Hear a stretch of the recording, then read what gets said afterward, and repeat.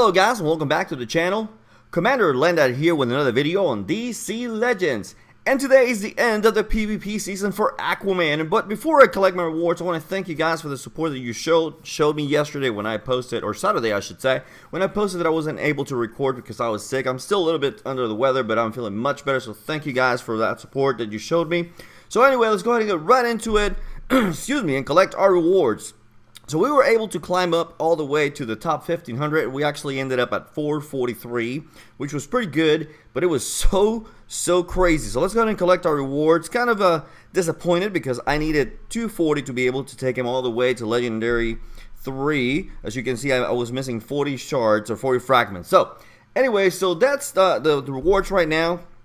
Let's go ahead and take a look at the new reward hero, which if you have been keeping up, it's you know that it's Green Arrow, but if you didn't know, yes, it is going to be Green Arrow because that's exactly what we needed to see, more green arrows in PvP. So go ahead and let me know if you're going to push for a Green Arrow this week. I'm definitely going to try and push for him as much as I can. But before we get into looking at Aquaman very briefly and opening some arena packs, I don't know if you guys are aware of it or not, but in the official forums there was a post about the Affinity update that's coming up. So they're actually making affinities more important now, which I think is a great move because it's something that I was thinking about actually the other day, excuse me, where I was thinking that affinities really didn't matter as much in this game, but now they're finally making it to where it's actually important, meaning that, as we possibly know, that if you're fighting the affinity that you're strong against, you're going to do more damage.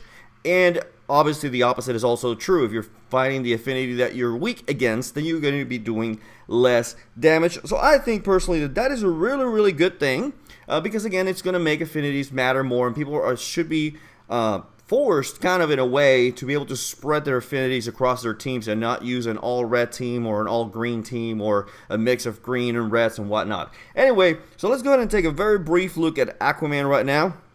I didn't spotlight on him, by the way, guys, so I'm going to post a link to that in the description below, and I'm also going to put it in the end card at the end of this video. But this is Aquaman right now. As you can see, I have him at Legendary 2, and I was just 40 fragments shy of 3, which I'm really disappointed because I really wanted to get him to 3. He is an awesome character. His abilities, Might of the Ocean. This ability applies Mend to himself or applies 2 bleed to the enemy. And then at Legendary, he gives him a 50% turn meter if the target is bleeding and Aquaman is mending, which happens very often, by the way. And this is the one that I was actually going to upgrade at Legendary 3. Then we have his buff ability, I Am Your King, which gives everybody, reapplies crit immunity, and it gives everybody a 10% turn meter. It applies 3 def immunity to Aquaman if he is mending. Also at Legendary levels, he'll use Might of the Ocean or his first move if he is mending.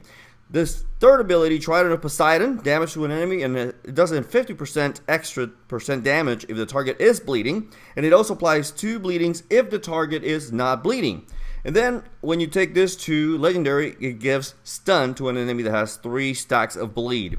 Then we have his AoE attack, Maelstrom. This does damage and special damage to the enemy team, but it's only usable if Aquaman is mending and the team is bleeding. So very good combination there with Siren and other heroes that apply bleeds to the whole enemy team like Chemo. Then we have Legendary, the Legendary upgrade is a 40% turn meter down on an enemy team. This is very good for control compositions. Then finally we have King of Atlantis, his leader ability, which is the one that everybody is really raving about and is really good. And it applies crit immunity to the team at the start of battle. So basically this is his buff move, but at the start of battle. And the team gains a 6% resistance at the level that I have him. Obviously this goes up by another 15%, so 21% resistance. And when you take it to Legendary, it increases the duration of the crit immunity by 1 turn. So he's a very good character, guys. Definitely recommend that if you got him to Legendary levels that you work on him because he is awesome. Alright guys, I wanted to apologize for having to cut so abruptly, but my software, for some reason, as I was recording and opening some arena packs, it stopped recording, so I didn't have anything really after a certain point.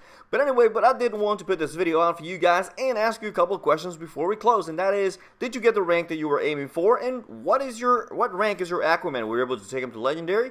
are you pushing for Green Arrow this week? And let me know what you think about the new update on affinities, and if you think this is going to be a good thing for the game to add some variety to PvP. Let me know in the comment section below, guys, and if you enjoyed the video, feel free to give it a thumbs up, as that helps out the channel a great deal. And if you're new to the channel, please consider subscribing so that you don't miss out on all the great content I'll be bringing you in the days ahead. And if you would like to support the creation of more videos, click on the link to my PayPal tip jar in the video description below. And as always, guys, have a fantastic rest of your day and stay legendary.